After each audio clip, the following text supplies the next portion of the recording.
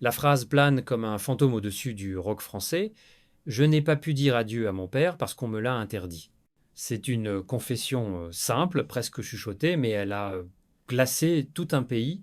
En 2018, la France découvre, stupéfaite, le drame intime de Laura Smet, la fille du plus grand chanteur de sa génération, empêchée d'embrasser le corps de celui qui lui avait tout donné et tout repris. Ce soir-là, Laura écrit, non pas pour accuser, mais pour exister. Ces mots sont tremblants, comme s'ils sortaient d'une bouche longtemps bâillonnée. Elle s'adresse à son père, mais c'est le monde entier qui écoute, car derrière le mythe Johnny Hallyday se cache une tragédie de famille, une guerre d'amour et d'héritage, où les guitares se taisent et les avocats s'accordent.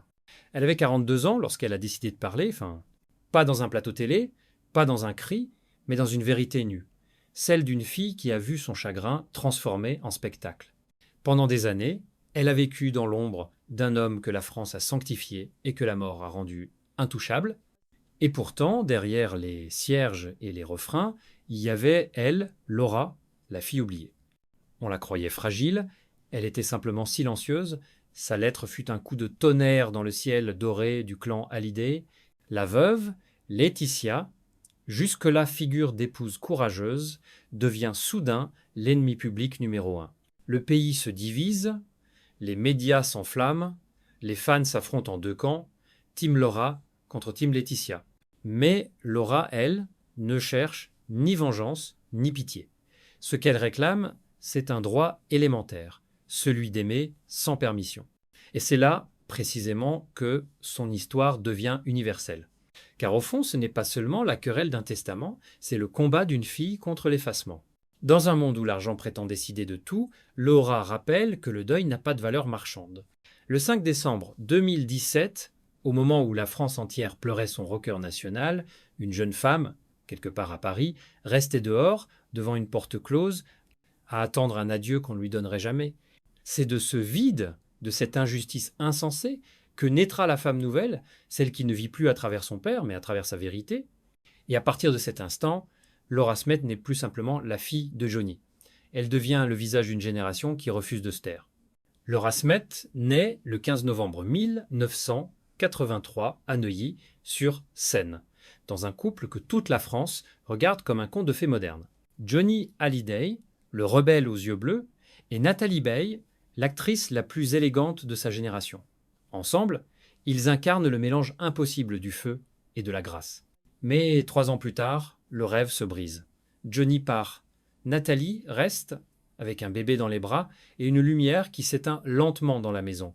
Laura grandit dans une atmosphère étrange, à la fois tendre et mélancolique. Sa mère veille, pudique, exigeante, tandis que le père, lui, s'efface dans un horizon de tournée et d'exil. À la télévision, elle le voit sourire, chanter, embrasser le public comme un dieu. Mais dans son cœur, elle n'a qu'un père qui manque à chaque anniversaire. Cet amour absent devient une blessure fondatrice. À l'école, on murmure son nom. C'est la fille de Johnny. Ce nom, si lourd à porter, devient comme une seconde peau, une identité empruntée. Laura voudrait être simplement elle, mais l'ombre du rocker plane sur chacun de ses pas. La petite fille timide développe alors une sensibilité à fleur de peau, une lucidité précoce. Elle observe les adultes, les silences, les faux semblants. Pourtant, malgré la distance, un fil invisible relie le père et la fille. À 12 ans, Johnny lui dédie une chanson, Laura. Dans ce texte, il promet un amour éternel, même si le temps est assassin. La France chante ce refrain sans savoir qu'il s'agit d'un cri d'amour et de culpabilité. Pour Laura, cette chanson devient à la fois un talisman et une malédiction. Chaque fois qu'elle l'entend, elle sent à la fois la tendresse et l'absence. Les années passent. Sa mère l'élève dans un univers de cinéma et de discipline. Les plateaux remplacent les cours de récréation. Laura apprend à jouer avant même d'apprendre à se protéger.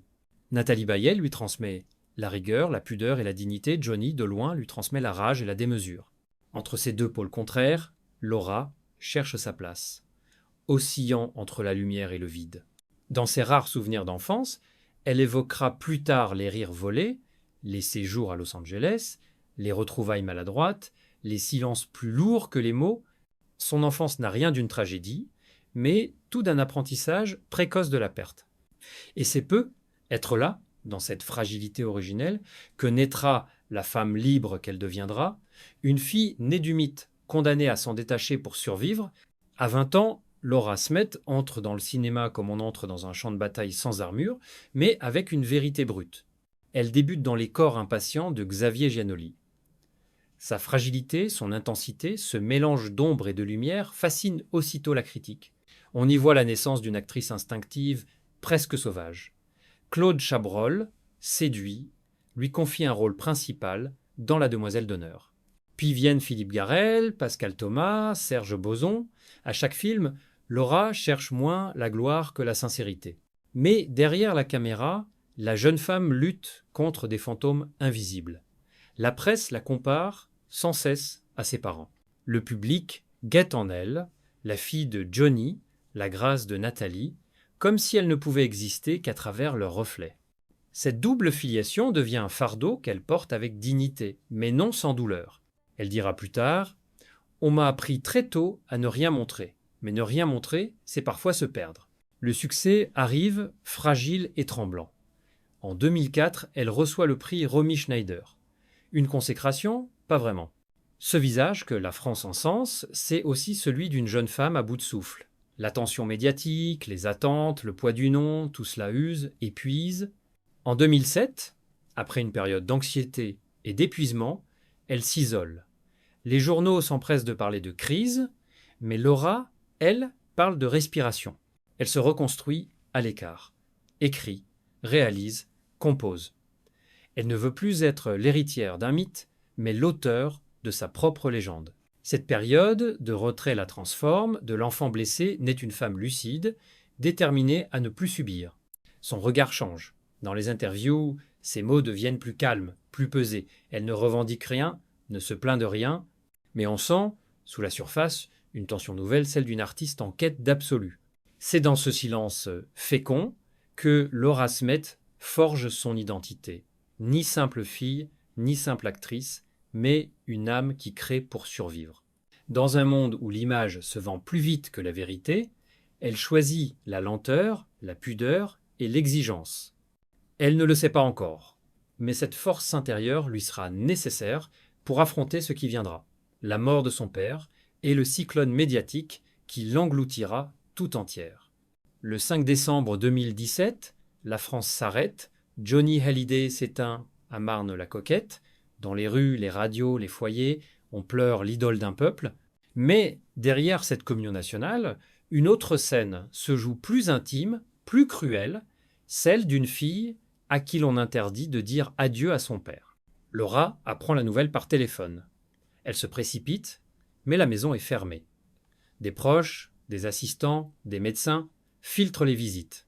On dit que Laetitia veille, qu'elle ne veut pas de drame. Pourtant, c'est déjà un drame le plus impardonnable. Laura attendra des heures, derrière une porte close, espérant un signe, un mot, une main. Il n'y aura rien. Ce moment d'exclusion devient le point de bascule de toute son existence. La douleur laisse place à la sidération, puis vient la colère froide, silencieuse, implacable. Aux funérailles, à l'église de la Madeleine, la France regarde deux visages, celui de la veuve, éplorée, et celui de la fille, figée.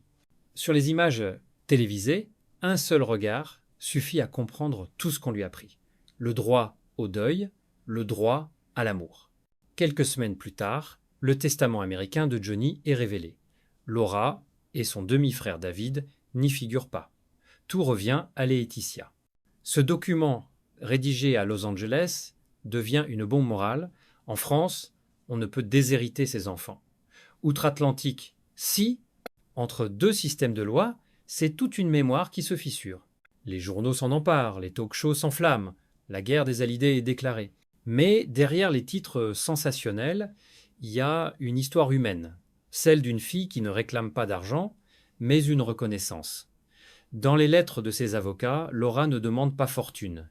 Elle veut simplement sauver ce qui pour elle reste sacré, la mémoire artistique de son père, ses guitares, ses manuscrits, ses blousons de scène. Les objets qui parlent d'amour plus que de gloire. Ce combat, elle le mène avec une dignité rare. Tandis que Laetitia multiplie les apparitions publiques, Laura choisit le silence et la discrétion. Le pays, lui, se divise. Certains voient en Laetitia la gardienne du mythe, d'autres, en Laura, la fille sacrifiée. Les plateaux télé deviennent des tribunaux, les éditorialistes des juges du cœur, mais Laura reste droite. Elle écrit, elle filme, elle transforme la colère en création. Et lentement, quelque chose change. Le public, longtemps fasciné par le spectacle du deuil, commence à percevoir la vérité d'une femme blessée, mais juste. En 2020, un accord met fin à la guerre juridique. Laura ne réclame plus rien, sinon la paix. Elle garde les objets, les souvenirs, les lettres manuscrites de son père. Tout ce qui ne s'achète pas. Et dans ce geste simple, presque symbolique, elle gagne ce que l'argent ne pourra jamais offrir, la liberté intérieure. 3 ans après la mort de Johnny, le silence se fissure. En 2020, Laura accorde enfin une interview où elle prononce des mots lourds de sens. Ce que Laetitia a fait est impardonnable. Elle a transformé le deuil en spectacle. Cette phrase, dite sans colère apparente, sonne comme une délivrance.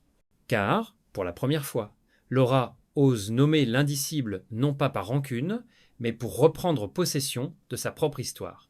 Les médias s'en emparent aussitôt. Certains y voient une revanche tardive, d'autres un cri d'authenticité, mais pour Laura, cette parole n'a rien d'un règlement de compte. C'est une catharsis. Depuis des années, elle portait cette humiliation muette, celle d'avoir été tenue à l'écart du dernier souffle de son père, celle d'avoir vu son chagrin mis en scène à la télévision. Alors, elle choisit un autre langage, celui du cinéma. Elle écrit, réalise, transpose. Le film L'ombre du rock naît de cette douleur transfigurée. Il raconte l'histoire d'une fille de chanteur manipulée par une belle-mère, obsédée par l'image du défunt. La ressemblance avec sa propre vie est flagrante, mais Laura s'en moque. Elle n'accuse pas, elle crée. Sur le tournage, on la décrit concentrée, presque ascétique.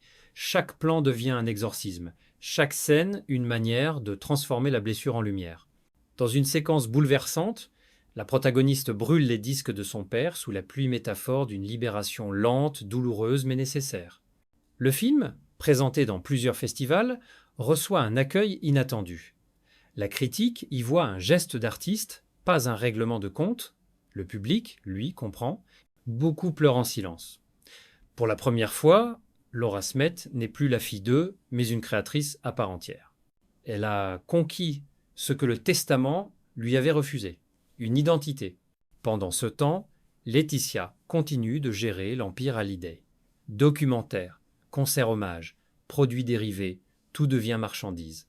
Laura regarde cela de loin, sans mots, sans procès. Elle sait désormais que la vengeance la plus douce, c'est l'œuvre accomplie. Quand on lui demande si elle a pardonné, elle répond simplement « j'ai compris ». Et dans cette phrase, tout est dit. La colère, la fatigue, la paix. Laura n'est plus la victime d'une histoire familiale. Elle en est devenue l'auteur. En transformant le deuil en art, elle a fait ce que son père avait toujours su faire, chanter la douleur pour survivre. Aujourd'hui, Laura Smet vit entre Paris et le Sud-Ouest, loin du vacarme et des projecteurs. À 42 ans, elle a trouvé ce que ni l'amour de son père, ni la gloire, ni la justice n'avaient su lui offrir, la paix. Elle n'accorde plus d'interviews que rarement, toujours avec pudeur. Son ton a changé, il n'y a plus de rancune, seulement une forme de douceur lucide.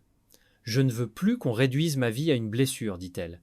Ces mots résonnent comme un testament intime, une promesse silencieuse faite à elle-même. Son film « L'ombre du rock » dépasse le million d'entrées. Le public découvre une femme entière, authentique, débarrassée des masques et du mythe. Les critiques écrivent qu'elle a hérité du meilleur de Johnny, la sincérité brute. Cette reconnaissance tardive n'est pas une revanche, mais une renaissance. Et tandis que certains continuent à débattre de l'héritage, Laura choisit une autre voie, celle de la transmission. Elle fonde une petite association, Mémoire vive, destinée à préserver les archives de son père et à soutenir de jeunes réalisateurs, une manière discrète mais profonde de prolonger la flamme sans la consumer. À Saint-Barthélemy, sur la tombe de Johnny, un médaillon discret porte désormais les initiales LJ. On raconte que c'est Laura qui y a déposé, un matin de vent doux, sans prévenir personne. Ce geste silencieux vaut toutes les réconciliations. Il dit « Je t'ai dit adieu à ma manière ». Le reste n'a plus d'importance. La fortune, les procès, les articles, tout cela appartient à un autre temps. Ce qu'il reste, c'est une femme apaisée, un regard clair, un nom qu'elle a enfin reconquis. Elle ne chante pas, mais dans son silence, on entend encore la voix du père, cette voix qu'elle a cessé de pleurer pour mieux la faire vivre. Laura Smet n'a pas hérité du patrimoine, mais de l'âme. Et dans ce monde où la gloire se consume vite, elle incarne désormais la rareté, celle d'une vérité sans cri, d'un amour sans condition, d'une paix conquise après tant d'ombre.